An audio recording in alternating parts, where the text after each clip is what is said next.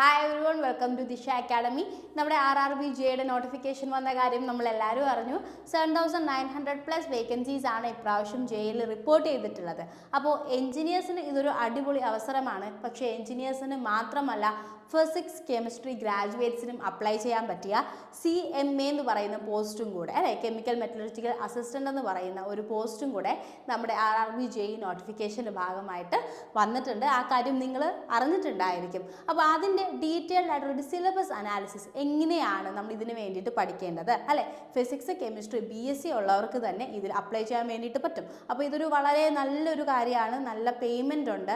അപ്പം ഈ എക്സാമിന് വേണ്ടിയിട്ട് എങ്ങനെയാണ് പ്രിപ്പയർ ചെയ്യേണ്ടത്, അതിൻ്റെ സിലബസ് എന്താണ്, അങ്ങനത്തെ ഡീറ്റെയിൽസ് ആണ് നമ്മൾ നോക്കാൻ വേണ്ടിയിട്ട് പോകുന്നത്. ഓക്കെ, സോ നമുക്ക് അത് നോക്കാം. നമ്മുടെ കെമിക്കൽ മെറ്റലർജിക്കൽ അസിസ്റ്റൻ്റ് എന്ന് പറയുന്ന RRB ജെഇ നോട്ടിഫിക്കേഷൻ്റെ കൂടെ വന്ന പോസ്റ്റ്.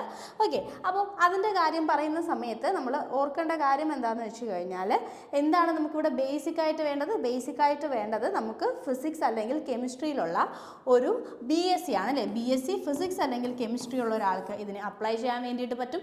ഇനി ഏജ് ലിമിറ്റ് നോക്കുവാണെങ്കിൽ നമുക്കറിയാം 18 മുതൽ 33 വയസ്സ് വരെ ഉള്ളവർക്കാണ് റെയിൽവേ എക്സാംസ് എഴുതാൻ പറ്റുന്നത്. പക്ഷേ കൊറോണ കാരണം കുറച്ച് 2-3 വർഷമായിട്ട് എക്സാം നടക്കാത്തത് കൊണ്ട് ഇപ്രാവശ്യം ഏജ് റിലാക്സേഷൻ ഉണ്ട്. അപ്പോൾ ജനറൽ കാറ്റഗറിയിലുള്ള ഒരാൾക്ക് തന്നെ 18 വയസ്സിനും 36 വയസ്സിനും ഇടയിലാണെങ്കിൽ ഈ എക്സാം എഴുതാൻ വേണ്ടിയിട്ട് പറ്റും. 18 വയസ്സിനും 36 വയസ്സിനും ഇടയിലാണെങ്കിൽ എന്ത് ചെയ്യാൻ വേണ്ടിയിട്ട് പറ്റും? ഈ എക്സാം എഴുതാൻ വേണ്ടിയിട്ട് പറ്റും. അപ്പോൾ നിങ്ങൾക്കറിയാം, ഏജ് ഓവർ ആയ ആൾക്കാർക്കും ഇതൊരു വളരെ വണ്ടർഫുൾ ആയിട്ടുള്ള ഓപ്പർച്യൂണിറ്റിയാണ്. പോരാത്തതിന് OBCക്ക് 3 വർഷത്തെ റിലാക്സേഷനും അതുപോലെ തന്നെ SC STക്ക് 5 വർഷത്തെ റിലാക്സേഷനും കിട്ടുന്നുണ്ട്. അതായത് OBC ആണെങ്കിൽ 36+3 39 വയസ്സ് വരെ എക്സാം എഴുതാൻ വേണ്ടിയിട്ട് പറ്റും. ഇനി SC ST ആണെങ്കിൽ 36+5 അതായത് 41 വയസ്സ് വരെ ഈ എക്സാം എഴുതാൻ വേണ്ടിയിട്ട് പറ്റും.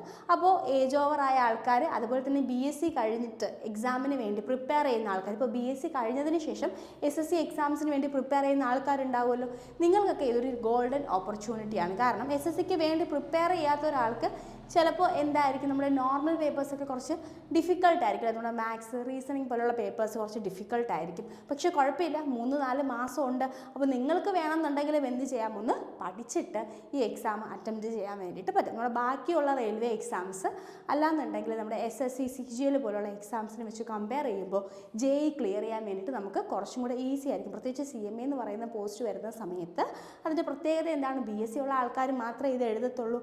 BSc ഉണ്ടായിരിക്കണം, നമ്മൾ ടെക്നിക്കലി ഉള്ള നോളജ് നമുക്ക് കുറച്ച് സൗണ്ട് ആയിരിക്കണം. അതുപോലെ തന്നെ SSC എക്സാംസിൻ്റെ അല്ലെങ്കിൽ RRB എക്സാംസിൻ്റെ നോർമൽ സിലബസിൽ വരുന്ന കാര്യങ്ങൾ, റീസണിങ്, മാത്സ് ഒക്കെ നമുക്ക് കുറച്ചുകൂടെ സൗണ്ട് ആയിരിക്കണം. ഇത് രണ്ടും അറിയുന്നവർക്ക് എന്ത് ചെയ്യാൻ പറ്റത്തുള്ളൂ, ഈ എക്സാം ക്രാക്ക് ചെയ്യാൻ വേണ്ടിയിട്ട് പറ്റത്തുള്ളൂ. അപ്പോൾ ഇതിൻ്റെ ഡീറ്റെയിൽഡ് സിലബസ് എങ്ങനെയാണ്, ഈ എക്സാമിന് എങ്ങനെയാണ് പ്രിപ്പയർ ചെയ്യേണ്ടതെന്നാണ് നമ്മളിവിടെ നോക്കാൻ വേണ്ടിയിട്ട് പോകുന്നത്. അപ്പോൾ നമുക്കറിയാം, ഈ എക്സാമിൻ്റെ കാര്യം വരുന്ന സമയത്ത് 4 സ്റ്റേജുകളിലായിട്ടാണ് ഇതിൻ്റെ സെലക്ഷൻ വരുന്നത്. അതിലെ ഫസ്റ്റ് സ്റ്റേജ് എന്ന് പറയുന്നത് എന്താണ്, കമ്പ്യൂട്ടർ ബേസ്ഡ് ടെസ്റ്റ് ആയിട്ടുള്ള CBT-1 ആണ്. CBT-1 ക്വാളിഫൈ ചെയ്യുന്നു. CBT-1 ഒരു particular mark cut off qualify ചെയ്യുന്ന ആൾക്കാർ CBT-2 എഴുതും. CBT-2 എഴുതും. ഈ CBT-2 കഴിഞ്ഞ് കഴിഞ്ഞാൽ നിങ്ങൾക്ക് പിന്നെയുള്ളത് ഡോക്യുമെൻറ്റ് വെരിഫിക്കേഷൻ ആയിരിക്കും. ഡോക്യുമെൻറ്റ് വെരിഫിക്കേഷൻ, അതിനുശേഷം നിങ്ങൾക്കൊരു മെഡിക്കൽ എക്സാമിനേഷനും കൂടെ ഉണ്ടായിരിക്കും. അപ്പോൾ ഇതിനൊക്കെ നമ്മൾ പഠിച്ച് എക്സാം എഴുതിയതിൻ്റെ ഇത്രയേ ഉള്ളൂ, 2 സ്റ്റേജാണ്. മൊത്തം 4 സ്റ്റേജിലായിട്ടാണ് നമ്മുടെ സെലക്ഷൻ പ്രോസസ്സ് എങ്കിലും നമ്മൾ പഠിച്ച് എക്സാം എഴുതേണ്ടത് ഈ 2 കാര്യങ്ങളാണ്, CBT-1 CBT-2. അപ്പോൾ ഇതിന് രണ്ടിനും എങ്ങനെയാണ് പ്രിപ്പയർ ചെയ്യേണ്ടതെന്നാണ് നമ്മൾ നോക്കാൻ വേണ്ടിയിട്ട് പോകുന്നത്. ഓക്കെ, സോ നമ്മുടെ ഫസ്റ്റ് സ്റ്റേജ് CBT-1 ഡ്യൂറേഷൻ എന്ന് പറയുന്നത് 90 മിനിറ്റ്സ് ആണ്, അല്ലെങ്കിൽ 1.5 മണിക്കൂറിൻ്റെ എക്സാമാണ് കേട്ടോ. CBT-1 എന്ന് പറയുന്നത് 90 മിനിറ്റ്സ് അല്ലെങ്കിൽ 1.5 hours 1.5 മണിക്കൂറിൻ്റെ എക്സാമാണ്. ഇവിടെ നമ്മൾ അറ്റംപ്റ്റ് ചെയ്യേണ്ടത് 100 ക്വസ്റ്റ്യൻ ആണ്. 100 ക്വസ്റ്റ്യൻ 90 മിനിറ്റ്, ഇങ്ങനെയാണ് CBT-1 വരുന്നത്. നമുക്കറിയാം, ഒരു ക്വസ്റ്റ്യന് 1 മിനിറ്റ് പോലും കിട്ടത്തില്ല. പക്ഷേ നിങ്ങൾ ഓർക്കേണ്ട കാര്യം, ഒരു SSC എക്സാമൊക്കെ എഴുതുന്ന ഒരാളാണെങ്കിൽ 60 മിനിറ്റ് അല്ലെങ്കിൽ 1 മണിക്കൂറിലാണ് നമ്മൾ 100 ക്വസ്റ്റ്യൻസ് അറ്റംപ്റ്റ് ചെയ്യുന്നത്. അത് വെച്ച് നോക്കുമ്പോൾ ഇവിടെ നമുക്ക് കുറച്ച് ഒരു അരമണിക്കൂർ എക്സ്ട്രാ കിട്ടുന്നുണ്ട്. ഓക്കെ, ഒരു അരമണിക്കൂർ എക്സ്ട്രാ കിട്ടുന്നുണ്ട്. മാത്രമല്ല, റെയിൽവേ എക്സാംസിന് എന്തില്ല, ഇംഗ്ലീഷ് ഇല്ല. ഇംഗ്ലീഷ് ഇല്ലാത്തത്, ഇംഗ്ലീഷിൽ നിങ്ങൾ കുറച്ച് വീക്കായതുകൊണ്ട് മാത്രം നിങ്ങൾക്ക് എക്സാം ക്വാളിഫൈ ചെയ്യാൻ പറ്റാതെ പോകുന്ന ആൾക്കാരുണ്ടാവുമല്ലോ, അങ്ങനെയുള്ളവർക്ക് ഇതൊരു അഡ്വാൻറ്റേജ് ആണ്. കാരണം ഈ എക്സാമിന് എന്തില്ല, ഇല്ല, ഇംഗ്ലീഷ് ഇല്ല. അപ്പോൾ നമുക്ക് ബാക്കിയുള്ള ഇതിൻ്റെ സിലബസ് എന്താണെന്ന് നോക്കാം. ഓക്കെ, അപ്പം CBT 1ൻ്റെ കാര്യം നമ്മൾ പറഞ്ഞു, 90 മിനിറ്റ്സ് ആണ്. അതുപോലെ തന്നെ 100 ക്വസ്റ്റ്യൻസ് ആണ് അറ്റംപ്റ്റ് ചെയ്യേണ്ടത്, നെഗറ്റീവ് മാർക്കിംഗ് ഉണ്ട്. അപ്പം ഇതിനകത്ത് വരുന്ന സമയത്ത് ആദ്യം മാത്സിൽ നിന്ന് നിങ്ങൾക്ക് CBT 1ന് മാത്സിൽ നിന്ന് 30 ക്വസ്റ്റ്യൻസ് ഉണ്ടായിരിക്കും. General intelligence and reasoning 25 question 25 mark. Maths 30 question 30 mark. Reasoning 25 question 25 mark. General awareness 15 question 15 mark. General science 30 question 30 mark.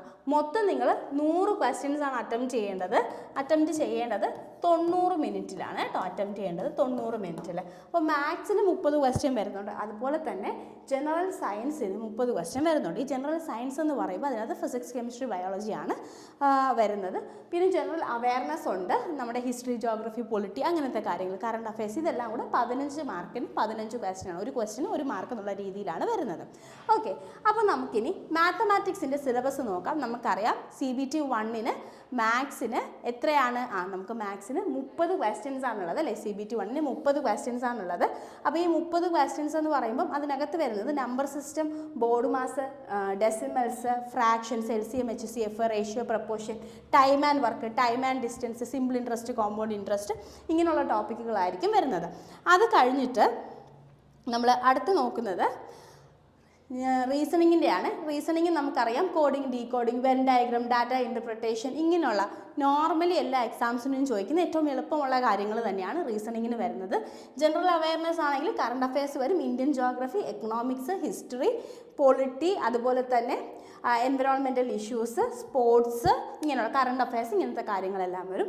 അതുപോലെ പിന്നെ വരുന്നത് ജനറൽ സയൻസ് ആണ്. ജനറൽ സയൻസ് എന്ന് പറയുമ്പോൾ ഫിസിക്സ്, കെമിസ്ട്രി, അതുപോലെ തന്നെ ബയോളജി, 10ാം ക്ലാസ് വരെയുള്ള CBSE സിലബസിൽ 10ാം ക്ലാസ് വരെയുള്ള കാര്യങ്ങൾ മാത്രമേ ഇവിടെ വരുന്നുള്ളൂ.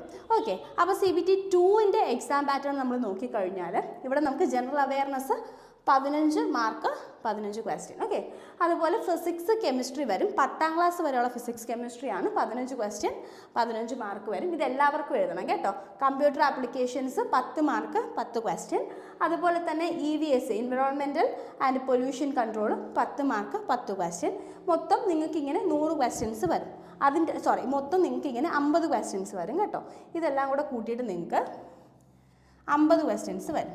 ഈ 50 ക്വസ്റ്റ്യൻ അല്ലാതെ നിങ്ങൾക്ക് നിങ്ങളുടെ ടെക്നിക്കൽ എബിലിറ്റിയിൽ നിന്നും ഒരു 100 ക്വസ്റ്റ്യനും കൂടെ വരും. ഓക്കെ, അപ്പം ഇങ്ങനെ GK, physics, chemistry, computer application, environmental and pollution control, ഇതിന് എല്ലാത്തിനും കൂടെ 50 ക്വസ്റ്റ്യൻസ്.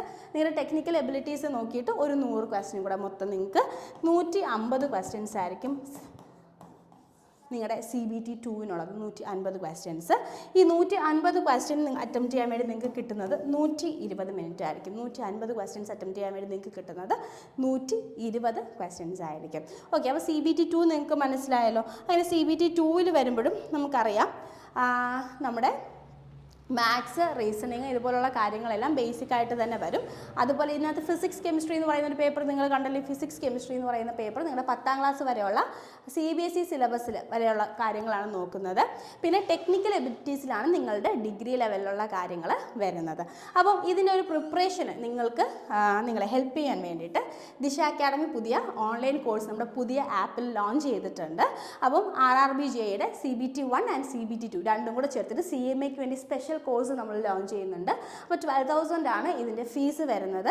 അപ്പോൾ CBT 1ന് നിങ്ങൾക്ക് വേണമെങ്കിൽ സെപ്പറേറ്റ് കോച്ചിങ്ങും എടുക്കാം കേട്ടോ. 6,000 ആണ് അതിൻ്റെ ഫീസ് വരുന്നത്. അപ്പോൾ അതിൻ്റെ ഡീറ്റെയിൽസ് ഒക്കെ അറിയണമെങ്കിൽ നിങ്ങൾ ഈ സ്ക്രീനിൽ കാണുന്ന നമ്പറിൽ ജസ്റ്റ് ഒന്ന് കോൾ ചെയ്തിട്ട് നിങ്ങൾ ഡീറ്റെയിൽസ് അന്വേഷിക്കുക.